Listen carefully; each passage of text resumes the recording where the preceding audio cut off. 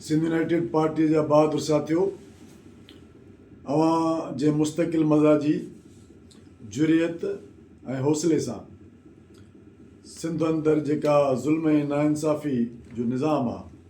Peoples party जी जेका बदतरीन corrupt हुकूमत आहे, उन जे ख़िलाफ़ जहिड़े तरीक़े सां अवां संजीदगीअ सां पंहिंजे क़ौमी जज़्बे सां मुसलसिल तहरक में आयो, उहो तहरक हुकुमराननि जी ॻिचीअ में कंडो बणिजी वियो आहे। ख़ासि तौर ते दरिया बचायो तहरीक में जहिड़े तरीक़े सां असांजी पार्टी जे सरवार साईं ज़ैन शाह सॼी सिंध खे गॾु करे सिंध जे क़ौमी तहरीक खे वकीलनि, शाइरनि, अदीबनि, हर मकतब फ़िक्र जे माण्हुनि खे गॾु करे जेका भरपूर तहरीक हलाई, जंहिंमें असां पंहिंजो दरिया बचायोसीं, उहा पीपल्स पार्टी पंहिंजी शिकस्त सम्झी ऐं उनखां पोइ मुसलसिल असांजी क़यादत साईं ज़ैन शाह ऐं असांजी पार्टी कारकुननि सां जेको नारवा सलूक अख़्तियार कयो आहे। गुज़िरियल 2-3 महीननि जे अंदरि साईं ज़ैन शाह ते 6-7 FIR दाख़िल कयूं हुयूं ऐं हींअर साईं GMC जी सालगिरह दौरान जेके काफ़िला मुख़्तलिफ़ ज़िलनि मां सन अचण जे लाइ साईं GMC खे भेटा पेश करण लाइ आया पियो, उन्हनि जी रस्ता रोक थी ऐं सालगिरह खे नाकाम बनाइण जे लाइ जेका पीपल्स पार्टी सरकार रिथाबंदी कई, उन में उन्हनि खे नाकामी थी। उनखां पोइ हू सिंध जे क़ौमी तहरीक, ख़ासि तौर ते सिंध यूनाइटेड पार्टी खां इंतकाम वठण जे लाइ जहिड़े तरीक़े सां गुज़िरियल 2-4 ॾींहंनि खां वठी FIR, गिरफ़्तारियूं, छापा ऐं हिरासमेंट जो माहौल पैदा कयो आहे, इहो क़ाबिल मज़मत आहे। 2 ॾींहं पहिरें दादू मां असांजा 2 कारकुन अली काज़ी, जेको अली उमराणी जो भाउ, ऐं सजाद पंवर, उन्हनि खे गिरफ़्तार करे उन्हनि खे TC कोर्ट में पेश कयो वियो ऐं उहो दादू जेल में उन्हनि खे पेश कयो वियो आहे। दादू ज़िले जे सदर सिकंदर सोडर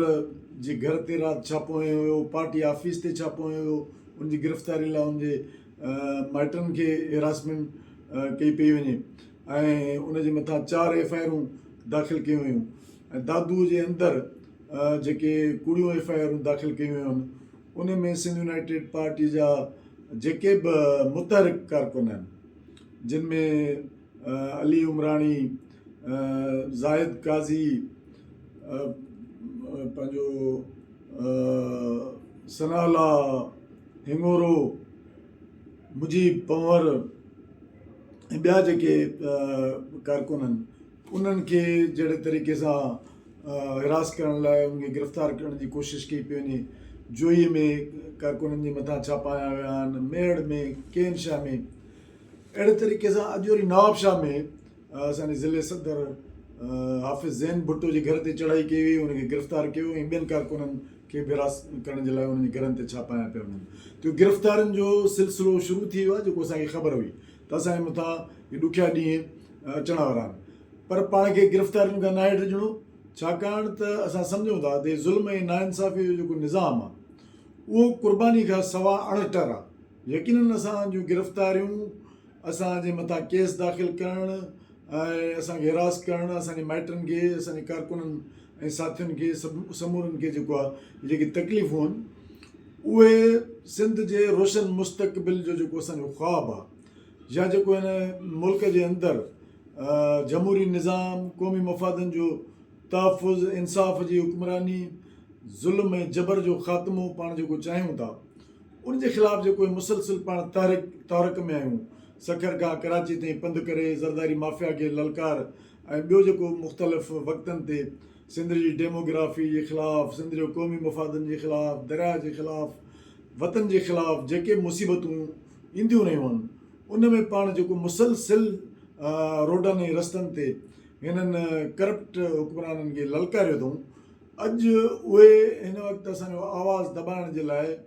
मुसलसिल असां जे कारकुननि खे गिरफ़्तारियूं, असांजी क़यादत ते केस दाख़िल करणु, मूं समेत ॿियनि समूरनि अॻुवाणनि ते केस दाख़िल करणु, गिरफ़्तार करण जो सिलसिलो शुरू थी वियो आहे, जेको असांखे ख़बर हुई त इन तरीक़े सां ई पीपल्स पार्टी जॾहिं बि जेको आहे सो पंहिंजो इन सॼे ज़ुल्म ऐं नाइंसाफ़ी जे ख़िलाफ़ु केरु बि आवाज़ु उथारींदो आहे, त हिननि जी पुराणी रिवायत आहे। 70 खां वठी क़ौमी तहरीक खे दॿाइणु, हीसाइणु, गिरफ़्तार करणु, इहो हिननि जी पुराणी प्रैक्टिस जो हिसो आहे। उन करे असां सम्झूं था त हीअ गिरफ़्तारियूं, हीअ केस दाख़िल करणु असांजे लाइ एज़ाज़ आहे। असांखे हिन ज़ुल्म ऐं नाइंसाफ़ी जे निज़ाम जे ख़ात्मे जे लाइ मुसलसिल क़ुर्बानी ॾियणी पवंदी। सॼी सिंध जे अंदरि गिरफ़्तारियुनि जो सिलसिलो अञा वधंदो। मूं 2-3 ज़िलनि में ॿुधायो आहे त नौशहरो, नवाबशाह, दादू, पर सुभाणे हैदराबाद, सखर, कराची, सिंध जे हर ज़िले में इहे गिरफ़्तारियूं थींदियूं। उन लाइ तयारु हुजो ऐं साॻिए वक़्तु गिरफ़्तारियुनि सां गॾोगॾु जिते बि ज़ुल्म थिए थो, नाइंसाफ़ी थिए थी, पुलिस खे इस्तेमालु करे जहिड़े तरीक़े सां कयो, उते कारकुननि खे अपील थो कयां त उनजे ख़िलाफ़ु पुरअमन सियासी जिदोजहद जो रस्तो जेको आहे उहो जिदोजहद जारी रखो। पर इन मौक़े ते सिंध जे उन्हनि मुहबे वतन वकीलनि जिन दरिया बचायो तहरीक में असांजो साथ ॾिनो ऐं सॼी सिंध जे क़ौमी शऊर खे बि अपील थो कयां त हीउ जेको ॾुखियो वक़्तु असांजे मथां आयो आहे, उहो असांजे कारकुननि ऐं असां समूरी क़यादत पंहिंजे वतन खे बचाइण लाइ, वसीलनि खे बचाइण लाइ ज़ालिम, करप्ट ऐं पीपल्स पार्टी जे जेको बदतरीन हुक्मरानी आहे उनखे चैलेंज कयो अथऊं। उनजी सज़ा असांखे मिली रही आहे। उन करे उन सज़ा में असां सभु जेको आहे पंहिंजे हिसे जो कमु कंदासीं। असां अॻियुनि सिफ़ुनि में हूंदासीं, गिरफ़्तारियुनि लाइ तयारु आहियूं, जेलनि जे लाइ तयारु आहियूं, क़ुर्बानी लाइ तयारु आहियूं। ऐं जेकी ज़ुल्म ऐं जबर जो निज़ाम आहे,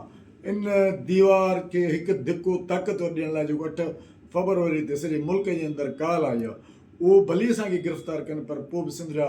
लखे किरोड़े माण्हू जेके क़ौमी जज़्बो रखनि था, उहे हिन ज़ुल्म ऐं जबर जे ख़ात्मे जे लाइ पंहिंजो किरदारु अदा कनि। ऐं इनशा अल्लाह मूंखे पक आहे त असांजी क़ुर्बानी रायगाह न वेंदी ऐं असां पंहिंजो वतन, वसीला, क़ौमी वहदत बचाइण में कामयाबु थींदासीं। महिरबानी।